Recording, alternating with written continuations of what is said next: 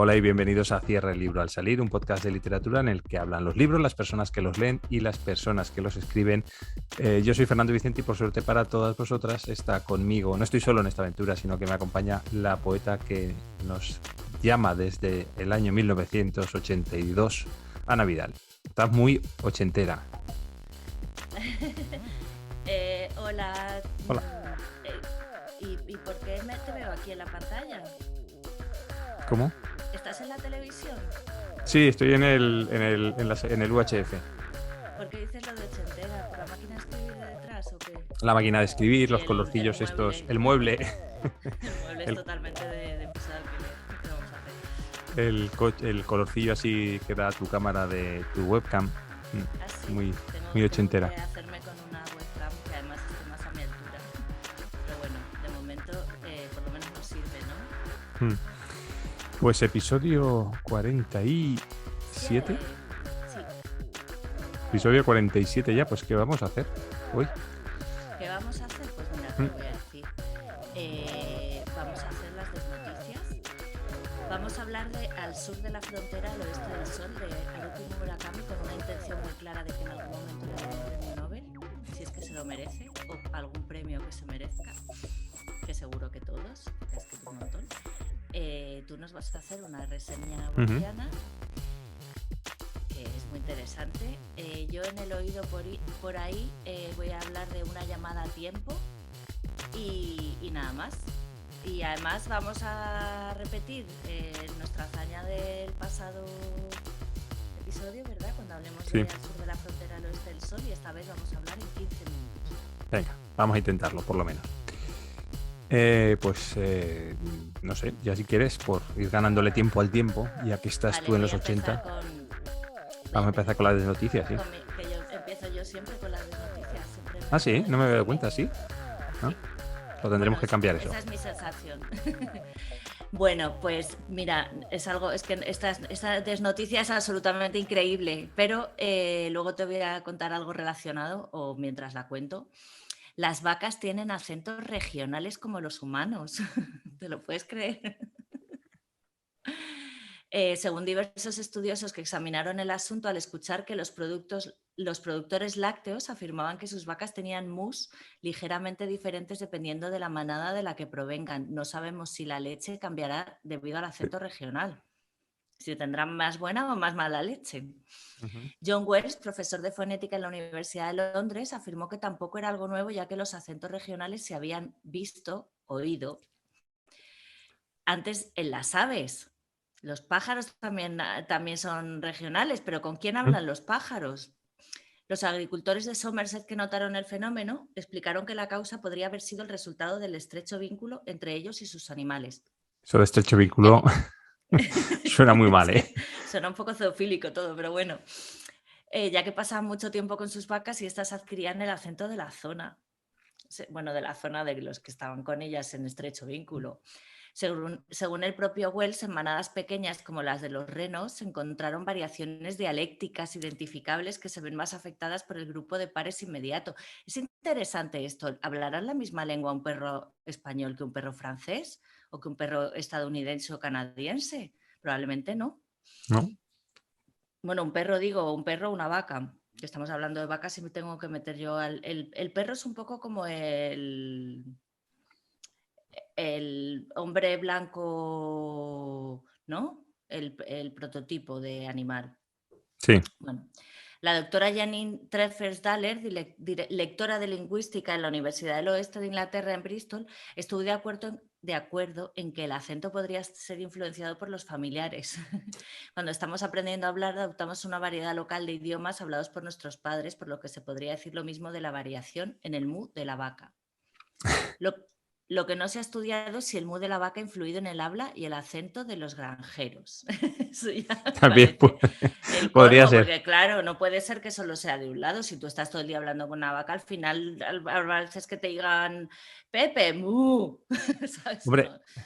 yo no sé si tú ahí, bueno, tú también vives en una isla y ahí me imagino que habrá rebaños de cabras, ¿no? Que es como más, Sí. lo de la cabra es más canario. Pero sí que es cierto que yo que veo pasar muchos rebaños de ovejas, otro animal no, pero de ovejas sí. Normalmente hablar con los pastores son ininteligibles, o sea, como están solos todo el día y lo único que hablan son con sus perros mediante silbidos y con las ovejas a gritos, realmente mantener una conversación con ellos es muy difícil porque hay muchas veces que no entiendes lo que están diciendo. Y yo creo que es porque acaban adquiriendo lo que dices tú, el acento de la oveja. Debe ser que al final hablan como ovejas. Pues mira, el otro día estuve viendo en TikTok o en YouTube, creo que en YouTube, un vídeo de un perro que está aprendiendo a hablar, un perro lobo, un perro, sí, de estos que están en, sí, lobo se llaman, ¿no? Un husky siberiano. Y decía Manolo y bueno, decía, claro, te traducían debajo y eso también es interesante que cuando a ti te ponen una palabra tú tratas de escuchar esa palabra. Si te ponen otra tratas de escuchar la otra. Pero el perro tenía sus palabritas, ¿eh? O sea, no era guau guau ni mucho menos, era como y le estaban enseñando a hablar de verdad y pedía agua y cosas así. O sea, que si un Ujú. perro aprende a hablar, aprenderá a hablar con el acento del humano que le está enseñando, ¿no? No me Claro. parece, quiero decir que no me parece tan descabellado, aunque al principio cuando leí la noticia dije, bueno, pues nada. A ver, a mí no me parece descabellado porque al final, claro, no a lo mejor que una vaca no puede expresarse, tiene mugidos, tendrán un tono, pero puede ser que acabe adquiriendo el tono de lo que oiga a su alrededor. Y sí que es cierto que, por ejemplo, los pájaros, sí que bueno, hay estudios bueno, que han demostrado que que ahora los pájaros de las ciudades acaban imitando el sonido de las musiquitas de los móviles. Ahora ya no es tan habitual porque hay muchas melodías diferentes, muchísimas, pero tú te acuerdas que cuando Nokia era el rey de los móviles, el ta ta ta ta ta ta ta ta ta ta ta ta ta, ese era omnipresente, estaba en todos sitios. Y muchos pájaros de ciudad acabaron aprendiendo la musiquita esta y la cantaban, de tanto escucharla en el móvil de la gente que pasaba por debajo de los árboles. Entonces seguro que, bueno, que los pájaros, especialmente los que no migran, ¿no? Los que migran deben Ujú, hablar varios idiomas y los que no claro. migran, pues hablarán el idioma del sitio donde viven, ¿no? Luego, claro, te compras una vaca y te la llevas a otro país y está solitaria la vaca porque no se entiende con nadie. Pues a lo mejor, no Mm. sé si se pueden llevar vacas en el avión para hacer la Y prueba. tendrá que ser en barco. Bueno, Sí, te voy a contar yo mi cuéntame. desnoticia. A ver, ¿sabes lo que es un quark? Pues mira, yo te diría que es un queso o algo así. Bueno, pues no. En física de partículas, los quark, bueno, te voy a leer la definición, ¿vale? Son los fermiones elementales masivos que interactúan fuertemente formando la materia nuclear y ciertos tipos de partículas llamadas hadrones. Junto con los leptones son los constituyentes fundamentales de la materia bariónica. Varias especies de quarks se combinan de manera específica para formar partículas subatómicas como protones y neutrones. Bueno, pues te has quedado como yo, igual. Te has quedado como Igual. estabas. Bueno, a efectos de lo que debemos saber ahora mismo para esta desnoticia, un quark es simplemente una partícula subatómica, es decir, que está dentro de los átomos y que es más pequeña que un protón, por ejemplo, o que un neutrón, ¿vale? Bueno, lo importante aquí es, ¿de dónde viene el nombre? El que descubrió, teorizó o pronosticó la existencia de esa partícula fue un físico, Murray Gell-Mann, la descubrió en 1963, pero él la llamaba quark, no quark, quark, con O. Este científico le gustaba mucho a las partículas darles nombres sonoros como squeak o quark o squark, nombres así muy sonoros, ¿no? En vez de un nombre como muy académico. Entonces, realmente la palabra la inventó él y no había un canon de cómo se tenía que escribir ni cómo se tenía que pronunciar. Y al principio, por lo que te digo, en vez de quark, lo llamó quark, porque le hacía gracia que rimara con la palabra pork, cerdo, ¿vale? Pero un día leyó la obra de James Joyce, Finnegan's Wake, El despertar de Finnegan, y en una de las páginas hay un poema que dice 3 quarks para Muster Mark. Seguro que no tiene mucha corteza y seguro que cualquiera que tenga está al margen. En inglés, en español, esa traducción que he puesto es un poquito está mal traducida porque ha perdido toda la sonoridad. En inglés es 3 quarks for Muster Mark. Sure, he has not got much of park. And sure, any he has, it's all beside the mark. Es todo el rato una rima en arc, arc, arc. Ujú. ¿Vale? Quark, mark, bark, mark. Al físico le encantó la palabra quark y el hecho de que no tuviera corteza, porque es bastante parecido a lo que es la partícula en sí. Y evidentemente Joyce no pensaba en eso cuando escribió eso, simplemente estaba tratando de rimar eh, sonidos y eligió esos. Pero a Gell-Mann le gustó mucho la palabra porque buscaba algo que no sonase científico y además el origen de esta palabra es una palabra alemana que significa requesón, pero que también significa cosa trivial, pequeña, muy minúscula, muy diminuta, muy trivial. Y por eso le gustó y cambió el quark que había descubierto, lo empezó a llamar quark. Y de ahí viene la palabra. Te voy a dar un bonus respecto a esta desnoticia y es el siguiente. Eh, ¿Tú sabes cuál es el origen del nombre Google? No. Bueno, el nombre Google viene de otra palabra que se llama Google, que es un 1 seguido de 100 ceros. ¿Vale? Eso se llama Google, ese número, el 1 seguido de 100 ceros. Ujú. Ese número, bueno, no es que lo descubriera, sino que lo empezó a utilizar un científico americano, Edward Kastner, que como no sabía cómo llamar ese número, le pidió a su sobrino de 9 años que se inventara una palabra que le pareciera divertida para llamar a ese número. Y entonces el niño le dijo, vale, pues lo vamos a llamar Google. De ahí el número del 1 y 100 ceros se llama Google y de ahí Google cogió su nombre también. Y ese es el origen de esas dos palabras.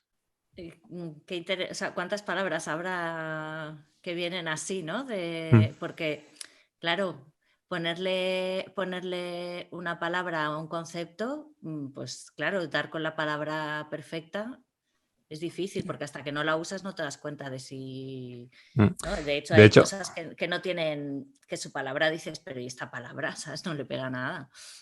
dicen que el alemán es un idioma que es, para efectos técnicos y científicos, muy bueno porque permite mucha combinación de palabras, con lo cual si quieres crear nuevos conceptos, a partir de conceptos existentes, puedes crear una palabra que reúna todos esos conceptos en una nueva.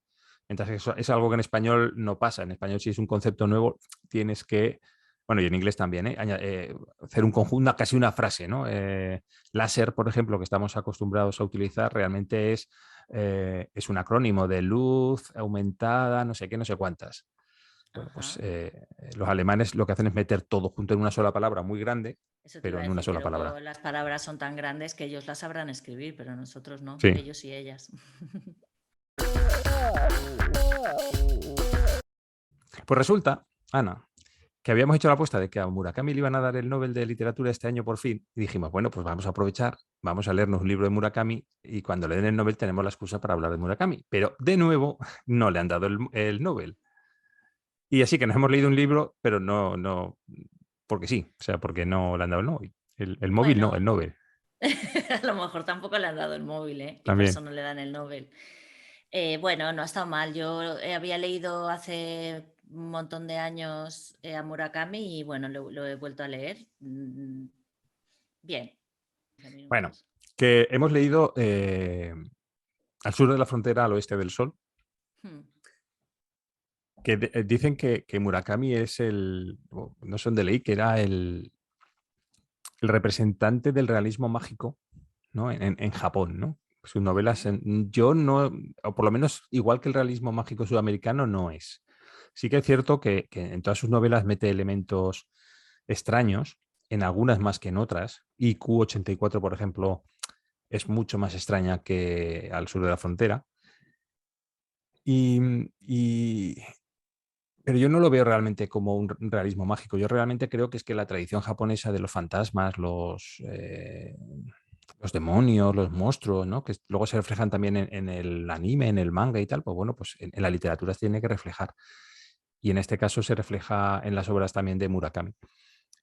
Si te parece, si empezamos directamente con el título, a mí hay una cosa que me hace gracia. En En general, en algún bases. momento se explica lo del título. Sí, no, pues eso, que no se explica. Al sur de la frontera es una canción de jazz, de no sé qué autor. Ujú. Y al oeste del sol viene de un cuento que cuenta en un momento dado Izumi. Izumi, No, como que no, sobre la estepa. Izumi no. Es porque Izumi es la otra, la primera novia. Vale. Bueno, pues Perdón. se refiere a algo que aparece en una historia que se cuenta en la novela. Hmm. Em, Vale, vengo a dar mi humilde y sincera opinión de Lore Olympus, escrito por Rachel Smith y traducido por Noemi Risco Mateo, que me lo ha regalado, por cierto. Muchas gracias, ¿eh? Y aquí empezamos con Lore Olympus. Yo este libro ya lo conocía porque lo empecé a leer y es más, leí más de lo que pone en este libro porque se empezó a publicar de manera gratuita en Webtoon, una plataforma digital. Y la autora, para conseguir que la gente lo leyera, en su cuenta de TikTok empezó a publicar vídeos sobre la temática de su libro, cómo lo iba a hacer, el diseño de personajes y tal.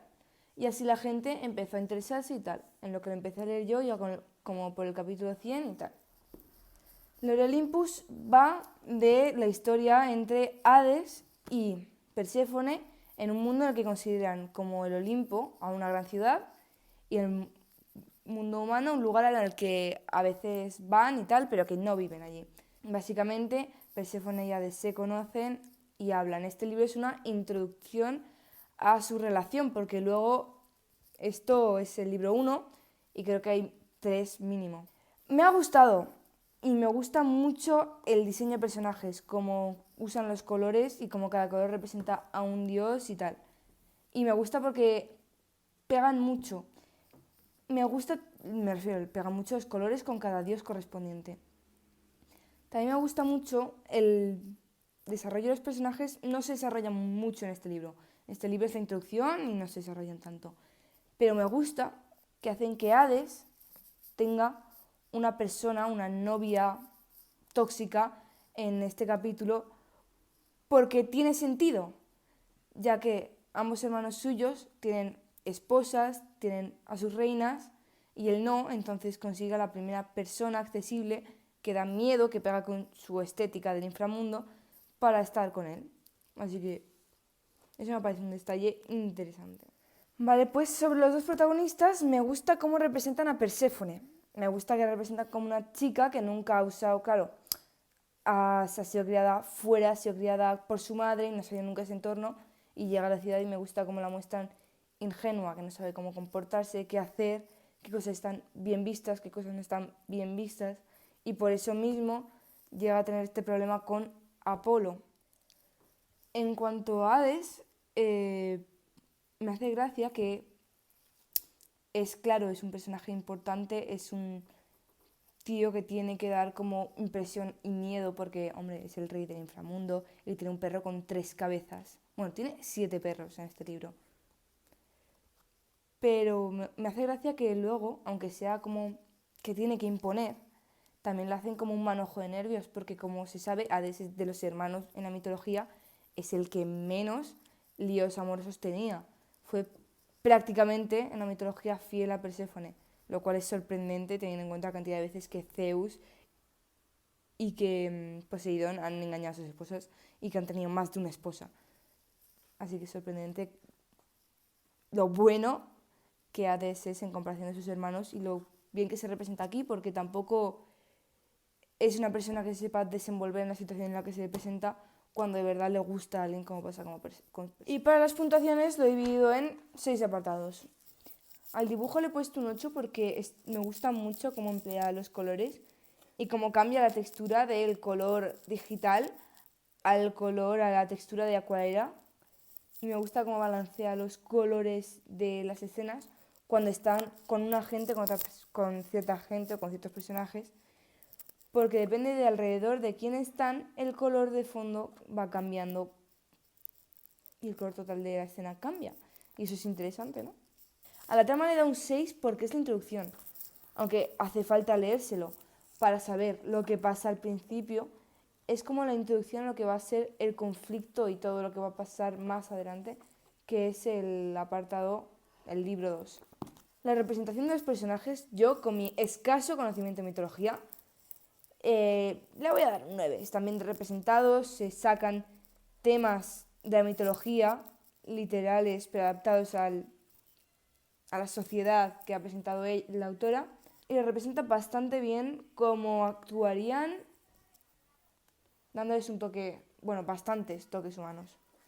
Los diálogos, por eso mismo, por el toque humano, porque no lo ha hecho entrevistando las palabras ni haciéndolo complicado, sino que lo ha hecho como si fueran todos un grupo de gente que vive en la misma ciudad y no dioses.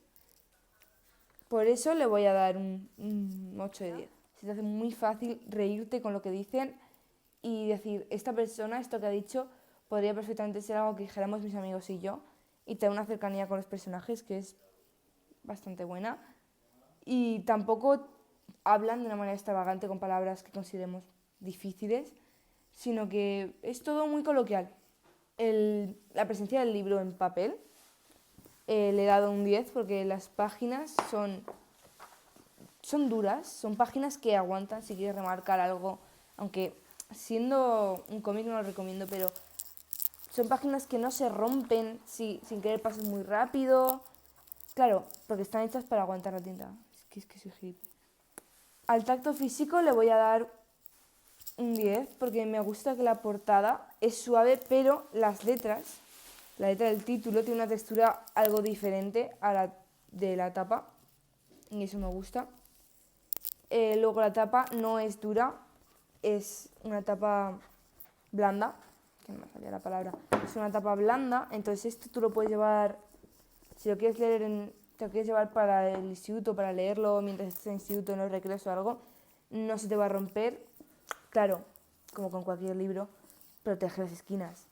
Pero me refiero, siendo una esquina dura, no se te va a decir, siendo blanda, no se va a deshilachar en las esquinas, no se va a romper en las esquinas como se rompen las duras. Y a la portada, el diseño de la portada, pues la verdad es que le tengo que dar un 10.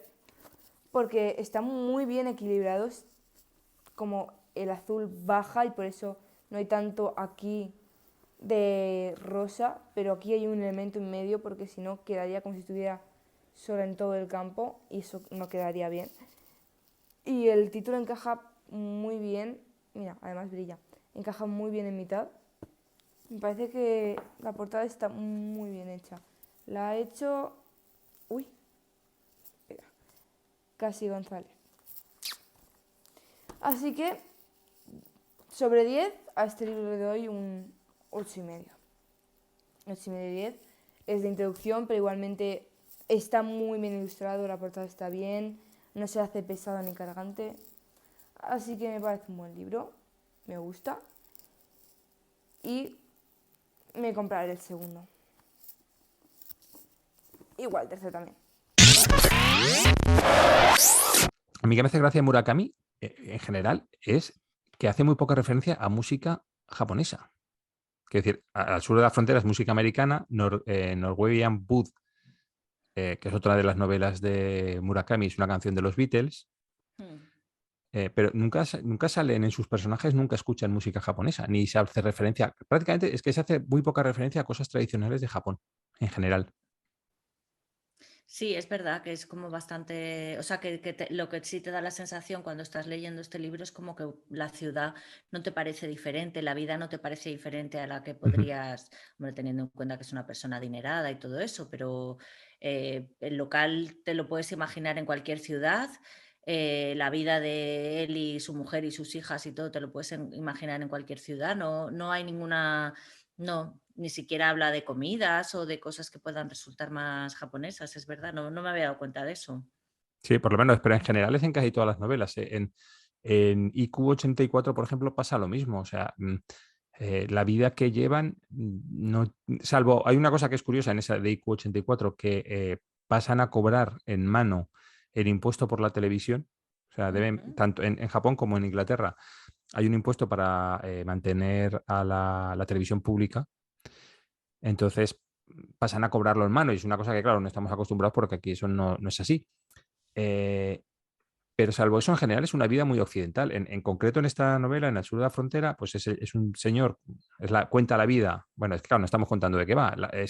Está contando un chico que está ya casado, un señor de 35, 38 años, está contando su vida y se dedica, tiene 2 bares de jazz, ¿no? 2 jazz clubs o algo así. La familia de su mujer es una familia de constructores adinerados que tienen mucha pasta, promotores, etcétera, etcétera. Y cuenta su vida amorosa desde prácticamente de su infancia, ¿no? Y las relaciones que ha tenido con otras mujeres, pero se basa en 3. Su mujer actual, eh, Izumi, ¿no? Que es una de Sí, ellas. Izumi. Y la otra que tiene un nombre más largo y más japonés. Sí. Yo A ver si lo... diría, de todas maneras, porque me parece un dato importante, que él tiene 37, 38, que se está acercando a la crisis de los 40 Ujú. y que eso quizás es lo que menos me ha gustado de la novela. Esta es Shimamoto se llama la otra.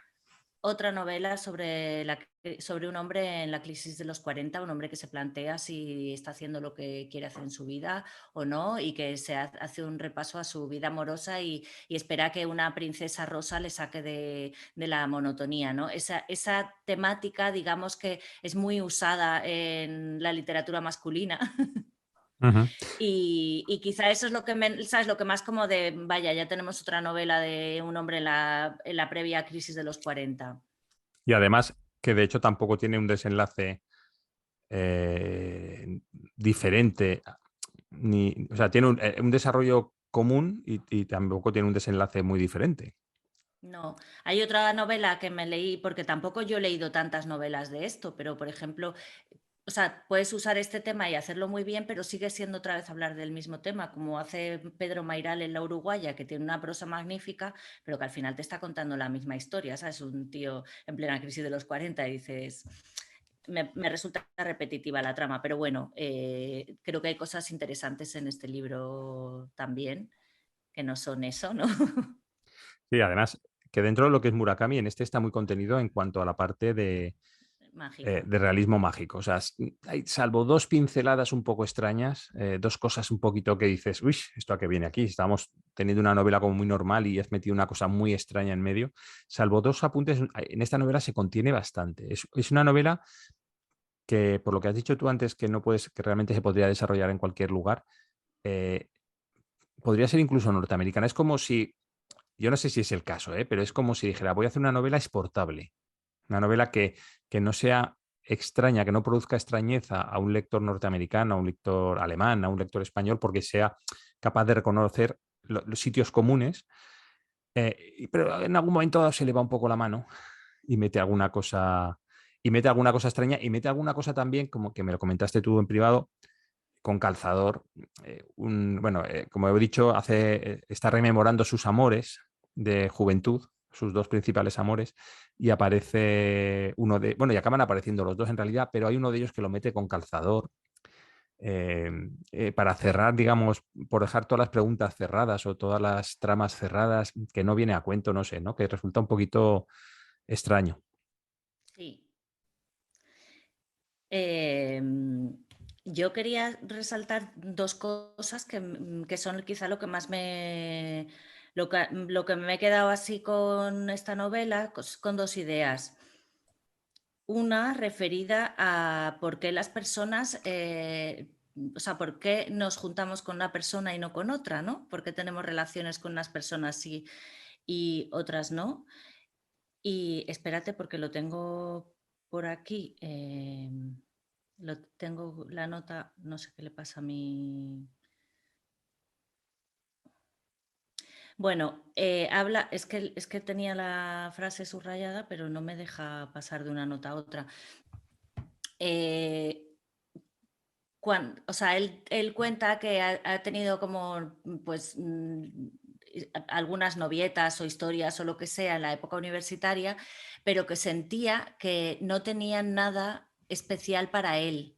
O sea, como si la persona con la que tienes una relación tiene algo que es solo para ti o que es para ti, da igual si es solo para ti y luego a otra persona también le sirve, pero como que es para ti, que tú te identificas en la otra persona. Hay algo que yo creo que tiene que hacer como un espejo, ¿no? En el que tú te sientas reflejado y si no te sientes reflejado, pues tener una historia, pero al final no acaban yendo a ningún lado, ¿no? O esa es la idea Sí, que a mí se me queda en esto. Y como Sumimoto, sí, sí, algo así, lo tenía aquí, espera, ahora te lo digo. Eh, Shimamoto. como Shimamoto había sido parte de su infancia y además eran los dos únicos, que empieza un poco así con eso el libro, ¿no? Que era hijo único, ella era hija única y se identificaban por eso, porque los dos eran hijos únicos y era algo que no le pasaba a nadie. Luego cuando ya son mayores, la mayoría de los hijos son hijos únicos y lo raro es lo otro, ¿no? Que eso Es como cuando de pequeña mis padres estaban separados y te identificabas con quienes tenían padres separados, que eran dos más. Y ahora todos los padres están separados, reconstituidos. Lo raro es encontrar parejas como tú, ¿no? Que llevan casados con la madre de sus hijos un montón de años. Aunque hay algunos y también pueden hacer grupitos los hijos en torno a eso.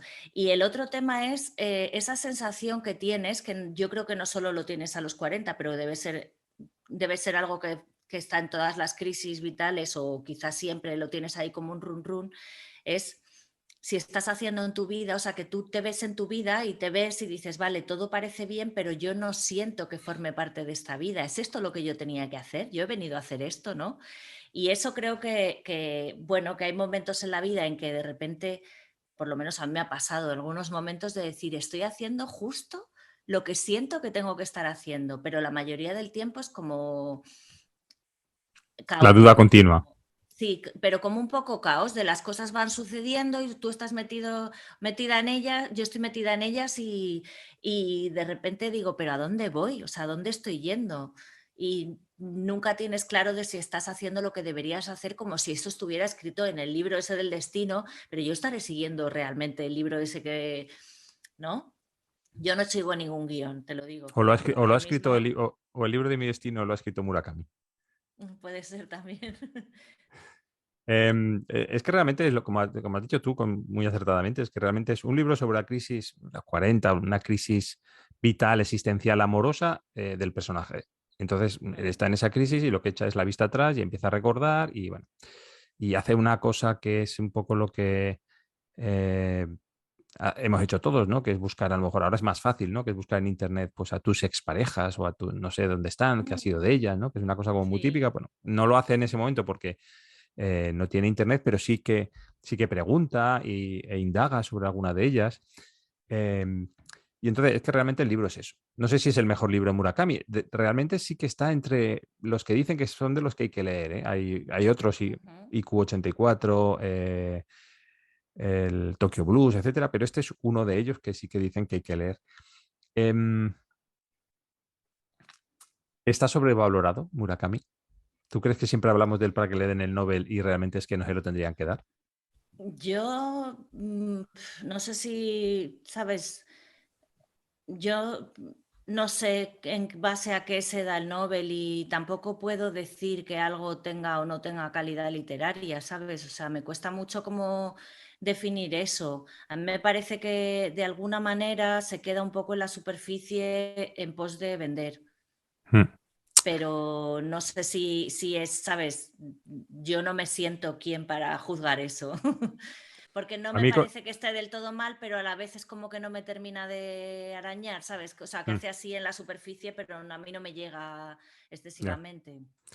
Yo es de esa gente que dices, escribe bien, me gusta cómo escribe, no sé mm, si iría a buscar un libro suyo a la biblioteca. No sé si me explico. Es decir, me gusta cómo escribe, pues si lo leo, pero a lo mejor no sería nunca mi primera opción para leer. Ujú. Sí, sí, un Yo creo poco que es de la sí. primera vez que no hemos criticado, hemos puesto un libro un poco, hemos sido tibios con un libro. Normalmente somos bastante entusiastas. Vale, vamos a decir que Murakami no va a vernos en el podcast, con lo cual Bueno, podemos ser todos los tibios que queramos. sí, sí, pero que En normalmente somos bastante entusiastas con los libros que leemos y esta vez hemos sido bastante tibios. Mira, he encontrado la A ver. frase que quería. Lo que me confundía y decepcionaba era que por más tiempo que pasara no lograba descubrir en su interior algo hecho especialmente para mí. Bueno, Fernando, ¿qué reseña borgiana vas a hacer? Pues mira, ¿te acuerdas que hace un par de semanas desde que grabamos esto, un par de activistas arrojaron tomate sobre el cuadro de los girasoles de Van Gogh que está en la Galería Nacional de Londres? ¿Lo recuerdas? Que salió en la televisión y luego se pegaron las Claro, manos con claro. pegamento, en A fin. lo de las manos no me enteré, pero sí.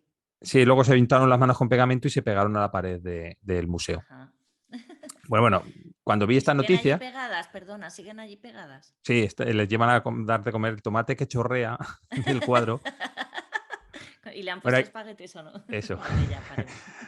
Hay que decir que el cuadro no sufrió daños, me imagino que tendría un cristal delante, entonces no le llegó a afectar. Esa noticia me recordó algo que había leído hace tiempo bueno, pero esto que va saltando en Google, ¿no? De un enlace a otro. Y cuando lo vi, he tenido que investigar, para encontrarlo, porque era una anécdota muy poco conocida del Museo del Prado y me ha costado mucho encontrarla. Te pongo en antecedentes. El siglo XX comenzó con una serie de vanguardias culturales, artísticas, literarias, que se fueron sucediendo, pero además con mucha rapidez. Se iban sustituyendo una a las otras, que si el cubismo, el surrealismo, el futurismo, el humanismo, un montón, ¿vale? Se iban sustituyendo una a las otras, duraban apenas unos años. Una de esas corrientes, como he dicho, fue el futurismo, que nació en 1909, cuando el diario Le Figaro publicó en París el manifiesto futurista escrito por el poeta italiano Filippo Tommaso Marinetti. El futurismo abogaba por la ruptura con el siglo XIX, con la exaltación de las máquinas, la glorificación de la patria y el machismo. No se habla nunca de mujeres en el futurismo. La adoración de la velocidad. En la escritura eso se traducía en buscar romper con la gramática, con la ortografía, con la tipografía, con el soporte material de la escritura. En España el futurismo no tuvo muchos representantes, quizá porque éramos un país más agrario que industrial, entonces no teníamos muchas máquinas, pero sí tuvo algunos seguidores que la liaron bastante bien en el Museo del Prado. Bueno, resulta que una mañana, en marzo de 1913, una de las señoras que limpiaba el Museo del Prado entró en la sala dedicada a los pintores menores del siglo XIX, que esa sala está ubicada en la segunda planta, o estaba ubicada en ese momento en la segunda planta, y comenzó a barrer o a fregar o a lo que tuviera que hacer. Esa sala está llena de cuadros costumbristas de un tamaño no muy grande, muchos cuadros de autores no demasiado conocidos. Y en un momento dado, la mujer hizo una pausa, miró alrededor y sintió que había algo incómodo, había algo que no le gustaba, pero no era capaz de identificar el qué, así que siguió limpiando, y limpió esa sala, luego pasó a la siguiente, a la siguiente, a la siguiente, y de repente se dio cuenta. Dejó la escoba o lo que llevara en las manos apoyada, retrocedió a la sala de los pintores menores del siglo XIX y se fijó bien en los cuadros y se dio cuenta de que había dos cuadros que estaban intercambiados, que no era como estaban siempre, estaban cambiados uno en el sitio del otro. Eran dos cuadros pequeños, pero los habían cambiado de sitio. Se lo dijo al guardián de la sala, que se lo tomó medio a broma, pero ante la insistencia de la mujer, este guardián llamó a uno de los conservadores o directivos o como se llamaran entonces, que lo que hizo fue coger el catálogo del museo y comprobó que efectivamente por el catálogo aparece qué obras tienen y dónde están colocadas. Y comprobó que efectivamente esos cuadros estaban cambiados de sitio. No sabían por qué, ni quién lo había hecho, ni si había habido alguna orden de un superior que lo mandara, pero como la plaquita de debajo no se había cambiado, o sea, estaba la placa, estaba la correcta, pero el cuadro era el incorrecto, bueno, ese directivo o tal, o director decidió que se descolgaran y volverlos a colocar. Cuando los bedeles bajaron el primero, con todo cuidado del mundo, y lo sostenían esperando a que se descolgara el segundo, la mujer les advirtió que en la parte posterior del lienzo había una palabra escrita con carboncillo. Esa palabra era vendaval. Miraron el otro cuadro y descubrieron que había otra palabra escrita con carboncillo, que era la palabra carrillo. El conservador del museo se quedó mirando la pared llena de cuadros y los dos huecos, mientras se hacía así en el bigote, se lo atusaba. Y Era Poirot. sí, así hacía así como Poirot. Y entonces ordenó a los bedeles que descolgaran un cuadro cualquiera, al azar, el que ellos quisieran. Bueno, los bedeles cogieron el más pequeño que había y lo descolgaron. Y en el dorso apareció la palabra poeta. Entonces ya en ese momento ya se dio cuenta de lo que pasaba. El conservador llamó, estoy diciendo conservador, pero no sé si era el término exacto, mandó llamar al director del museo y ordenó descolgar todos los cuadros de la sala. Descolgaron todos los cuadros, en todos los cuadros había palabras escritas detrás en carboncillo y poniéndolas en el orden correcto pudo leerse el siguiente poema. Jamás comprenderéis por qué yo, tranquilo, entre el vendaval de burlas, llevo en un plato el alma al festín de los años futuros. Por el carrillo rasposo de las calles, resbalando como lágrima inútil, yo quizás sea el último poeta. Ninguno se dio cuenta en ese momento, pero ese era un fragmento de un poeta futurista ruso llamado Vladimir Mayakovsky. Evidentemente el museo no abrió ese día las puertas, se dedicaron a ir descolgando cuadros por todas las salas para comprobar si había más pintadas, no había más pintadas, solo había ocurrido en esa sala porque era del siglo XIX y además por suerte lo habían hecho como en carboncillo, ¿no? En lápiz de pintar, con lo cual se borró bastante fácilmente. Borraron las palabras pintadas detrás de una manera bastante fácil y no tuvo daños los cuadros ni nada, ¿no?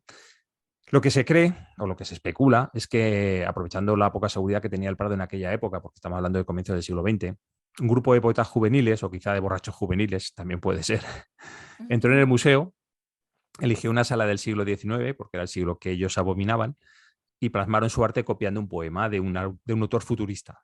Como no había autores futuristas en España, pues tuvieron que recurrir a la traducción de un autor futurista ruso.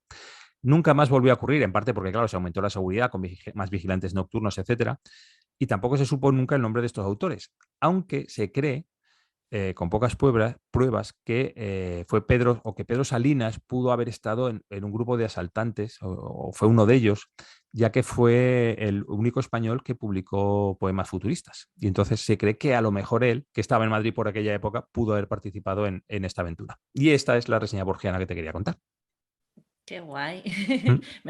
Casi me da pena que quitaran las palabras, porque si estaban escritas en la parte de atrás y no se Sí, veían, no molestaban. una intervención artística que a lo mejor tiene su valor en, ¿sabes? Todos esos cuadros ya están para siempre relacionados entre sí, ya no se pueden llevar a... No se hubieran podido, ahora sí, porque como lo quitaron, pues Claro, quitaron esa parte artística. A mí me encanta todo lo que es la intervención artística. Muy pues guay. mira.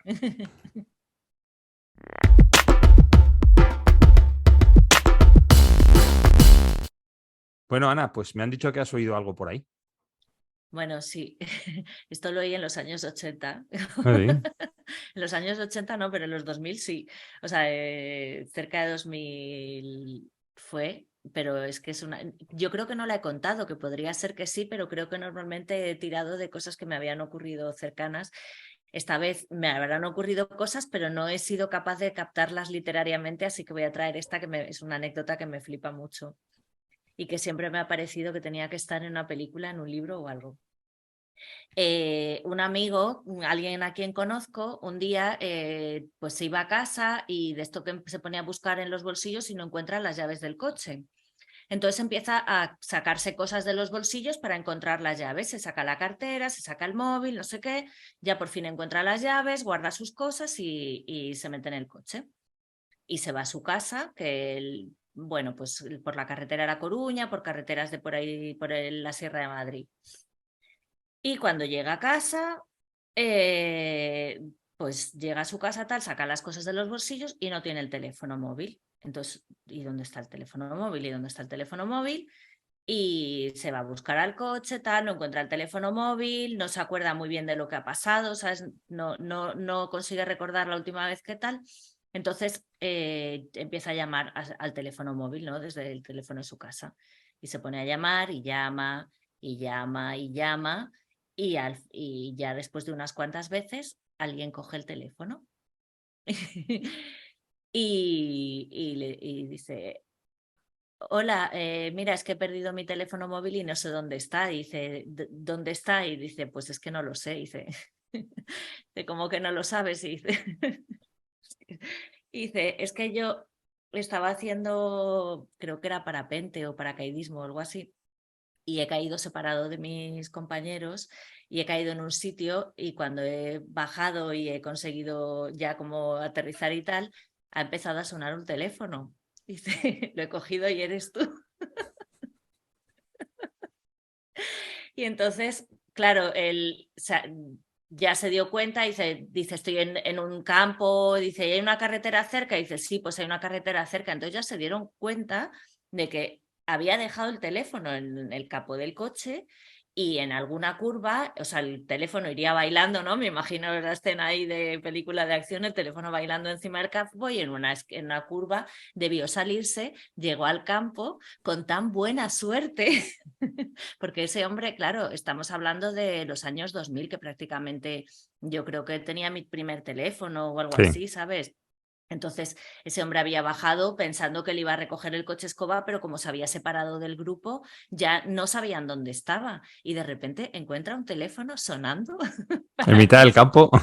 en mitad del campo. Y entonces, nada, pues mi amigo fue a recogerle, ¿no? Fue por el recorrido que había ido hasta que dio con el hombre, le recogió del paracaídas, le llevó a algún sitio, el paracaídas o el parapente o lo que fuera, le llevó a algún sitio habitado y ya recuperó su teléfono móvil. De todas maneras, te has dado cuenta, ¿no? ¿Qué? Está muy bien, es muy graciosa. Sí. Que te has dado cuenta que, o sea, que el teléfono está perdido y el señor que recoge el teléfono perdido también está perdido porque tampoco sabe dónde está, con lo cual ni sabe dónde está el teléfono, ni sabe dónde está él, no sabe nada. Y sin embargo tiene un teléfono. Sí. Es que, jolines, es que esta anécdota es como maravillosa totalmente, porque yo me imagino al hombre que baja en paracaídas, que no sabe dónde está, que no sabe cómo, claro, va a tener que salir a la carretera, pero lleva un mochilón, un movidote, ¿no? Y de repente empieza a sonar un teléfono para él, o sea, es como grandioso. Uh-huh. A mí me pasó una vez que viajé en globo una vez. Se supone que viajábamos por encima de Segovia, pero el viento ese día decidió que no, que se iba en sentido contrario y fuimos por encima de Rascafría.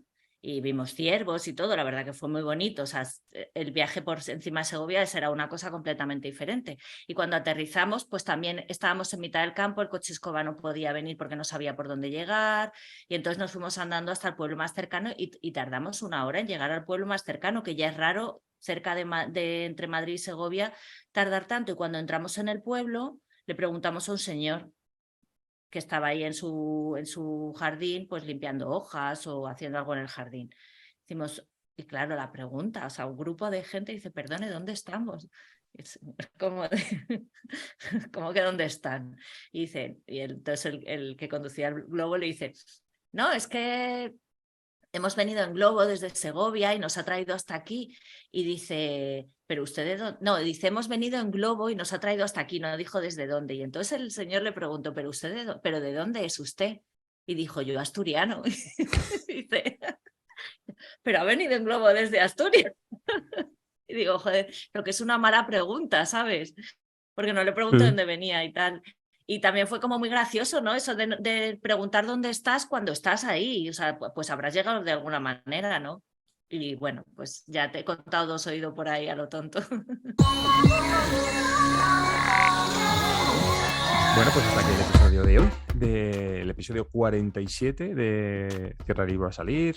Una cosa rapidita, divertida, ligera para tomar en este tiempo que no esté todavía ni mucho frío ni mucho calor. Bueno, calor hace un montón, frío todavía no hace mucho. Un montón de calor. Un montón. Y tenemos que dar las gracias ¿a quién? Pues tenemos que dar las gracias a Jara por las cortinillas, a Alejandra por su reseña pirata, a Ana Nuria por nuestro logo, a Charles Matuszewski por la música del programa y a Elvira Barrios por la natación sincronizada. Y cuando algún día vuelva, sí. La traducción sincronizada cuando hagamos una entrevista. Un libro, ¿cómo se llama? Entrevista a Destiempo, perdón. Una entrevista y bueno, a todas las personas que nos escuchan, que nos comparten, que le dan me gusta a nuestras publicaciones, por favor, darles me gusta para que tengan más visibilidad, compartirlas. Llevamos, Fernando, ¿sabes que llevamos casi 4 años de programa? ¿Son 4? ¡Hola! Sí, 47. En diciembre cerraremos el 4º año de programa. Sí. Son muchos años, ¿eh? Hemos superado. ¿Te acuerdas que cuando empezamos te dije el 90% de los podcasts no pasan del 3er programa? Nosotros llevamos ya 47, 48 el que hagamos. Me parece estupendo y aquí seguimos leyendo para ustedes y para nosotros sobre todo. Dime. Pues mira, a cuento de eso de leer, te voy a proponer una cosa. Normalmente nunca decimos lo que vamos a leer el mes que viene. Uh-huh. Yo te voy a proponer, ya que hemos hecho una apuesta fallida apostando que iba a ganar el Oscar, el Nobel Murakami, y no lo ha ganado, pues vamos a irnos a la autora francesa que sí lo ha ganado. No lo sé pronunciar. Annie Ernaux. Entonces, en vez de decir qué libro vamos a leer, yo te propongo una cosa.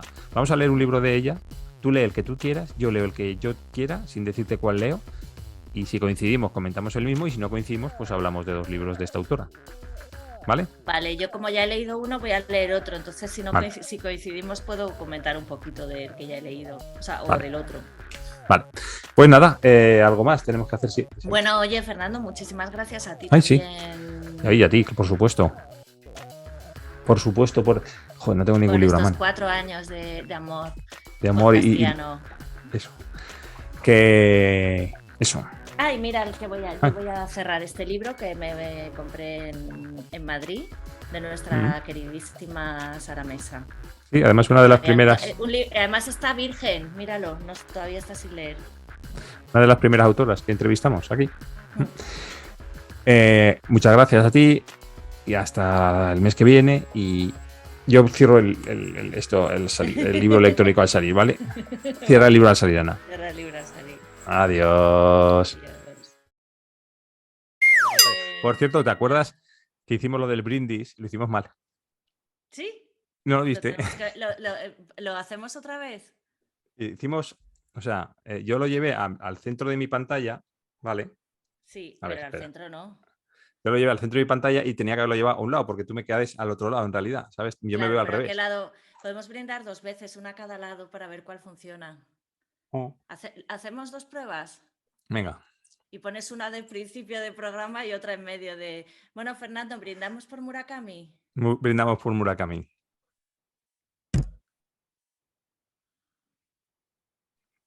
Y ahora, ¿cómo? Yo hacia allí y tú hacia allá, ¿cómo? Sí. Al centro seguro que está mal, ya te lo digo, ¿eh? O sea que, Vale. vale. Bueno, y brindamos por... porque sí. Porque sí. No te llega el brindis.